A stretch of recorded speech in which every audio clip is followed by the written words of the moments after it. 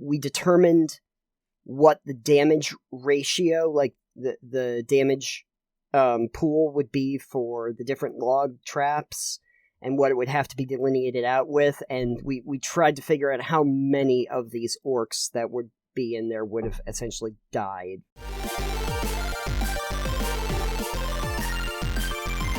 I went on to DM Academy, and I wanted to tell you about the first result that came up when I put in total, and it is probably not quite what you imagined. Did you put these words in separately and get different results for each word? Yes. What about the whole phrase? I have not tried that because I am too scared to try it. We will test it at the end of this episode and see what comes up. We'll test it for next episode. Yeah, next episode we'll test it. But I actually did the individual words because I wanted to see what would come up. Okay. And the one that comes up is a post from about 4 months ago. And it was, how acceptable are total action denial and total action domination? And I'll read what that is just so that you can kind of understand where they're coming from. And this is needed advice. From a game monster design perspective, what are your thoughts on total action denial and its much stronger cousin, total action domination, used against PCs? Do you consider it bad game monster design for it to be possible for a PC to instantly lose a turn, or for a PC's turn to be controlled by an enemy? If you consider it fine, where do you draw the line on how acceptable it is? And I feel like we kind of touched on this a little bit with, like, control person or, like, charm spells. Yeah, a little bit, I think. It's kind of like that, but I don't think this is specific to that. It's actions that are completely out of the realm of the player character being able to do anything about it. It's like getting stun locked. Kind of like getting stun locked. Yeah, absolutely. I mean, I remember when I played a monk and you had, like, stunning strike. You could disable a monster. I had like a black dragon, I think, or a shadow dragon, and I stun locked the damn thing for an entire round of combat, so that my party could just wail on, wail on it. And I'm sure it was Dom's game. I'm sure Dom was so thrilled that I did that to the big dragon he put on the field. But I think it's a perfectly fine question to ask. Like, is it bad design? Does it make the game less fun when you have actions either taken away from the players or from the NPCs and the monsters? Like, what do we do with that? Where do we go? What is acceptable? As a concept, I think it's fine. Okay. I think it needs to be not long-term and not multiple characters all at once unless you're trying to dialogue or something. Or monologue. But, for instance, your stunning strike, I think it is perfectly acceptable for that. Could incapacitate a character for a round, for instance. But if you're going to do that, then it can't be something that they can use all the time. It's either going to be limited time or on a recharge. Like, you can do this once, and then it recharges in, like, 5 rounds or something like that. Okay. So it's the, yes, I have this ability, and I can only use it one every 4 rounds. That's good. I would also say one of the ways you can do this is kind of like if-then statements. Like, I can totally understand where it would just be an instant fail or an instant success if certain criteria are met. Then at least it's the players kind of walk into it themselves, and then that's the case. Or if it's very clear that if you do this, then this is the most likely outcome of what is going to happen. You have agency ahead of time, maybe just not in the moment. I think where a lot of people seem to be getting a problem is when the player's getting basically stuck in a place where they can't do anything anymore. Because all agency's gotten taken away from them. There's no way, either it's a stun or a paralyze, dominate charm, which we've talked about on previous episodes. But when you get to a point where there's really no way that your character can do anything, it's kind of a throw up your hands and just give up kind of scenario. And you're all paralyzed from the neck down. Here, yeah, you step on an electrified floor, and you are all now paralyzed this round, and also for the next round, and one after that, and the one after that. So, I hope you enjoyed playing this magical game. That was great. At that point, I would time skip. I'd be like, 3 hours later. The juice runs out for the battery that's running that electric floor. But you're 3 hours behind. Sorry, the bad guy got away. Yeah, pretty much. You're chasing the bad guy through this place. He electrifies the floor. 3 hours later. 3 hours later. Anyway, now that we've gotten our SpongeBob reference out for the day, let's just kind of get back into this. But is it bad game / monster design? I don't think it's bad as long as it's balanced.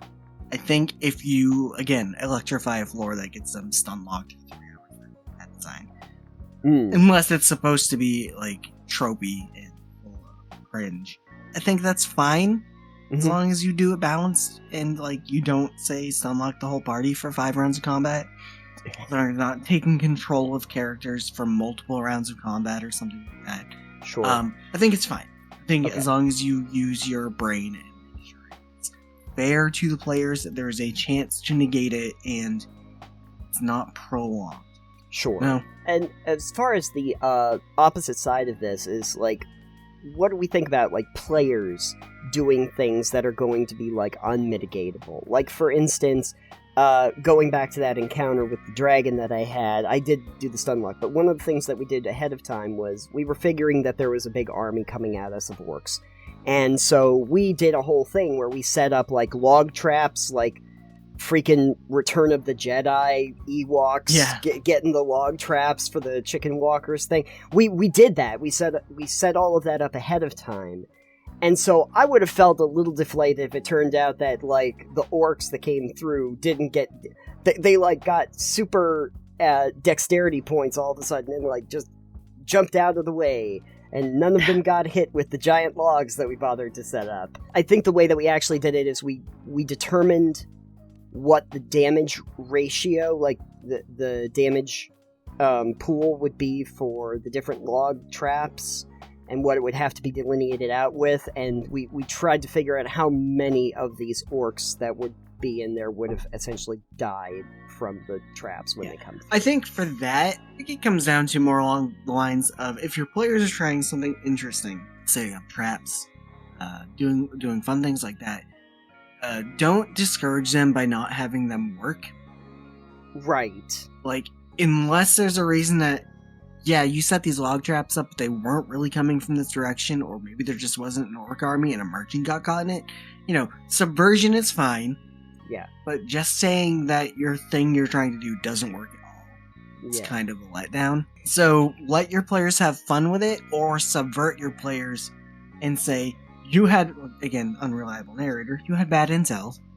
Right.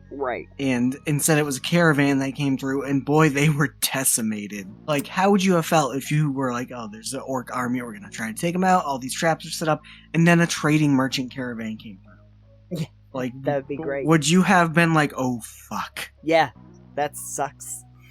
That's gonna be Look at all the free loot. Oh, yeah, no, that's great.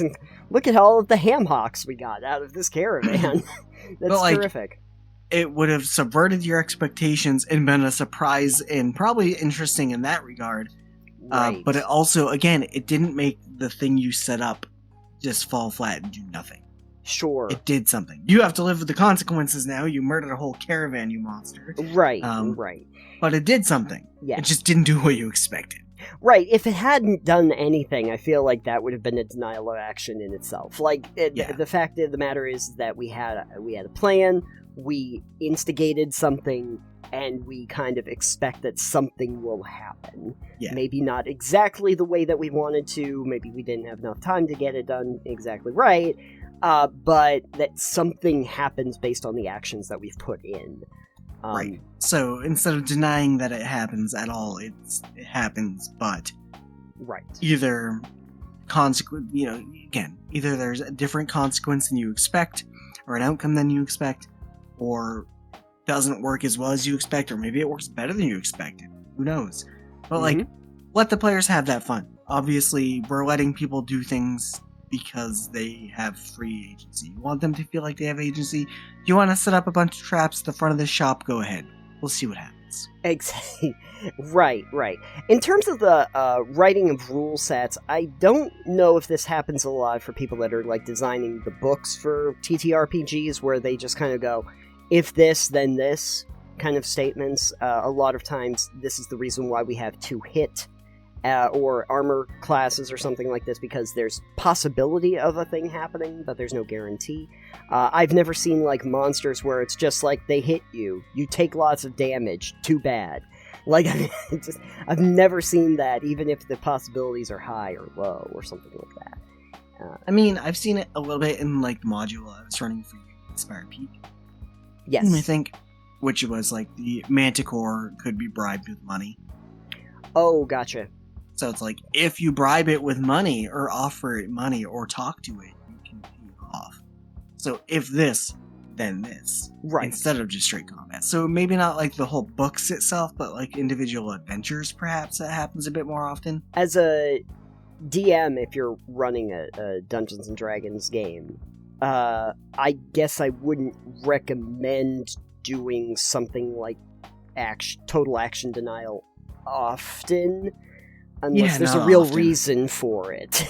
Yeah, weigh your options with that one. Yeah, unless there's a real, like, in-universe reason for it that makes sense and moves the plot along, I don't really see the point of doing that. Maybe you're dealing with a deity. Maybe you're dealing with a deity, and at that point, all rules are off. Here's one that actually does kind of step out of the will they, won't they kind of scenario, but if you have, like, paladins or clerics that have a god, and then they do something that is totally against what their god would believe, I would definitely understand if a dungeon master were to say, yeah, your god is pissed off at you now for doing that thing, and here's the consequence for that the god has set down.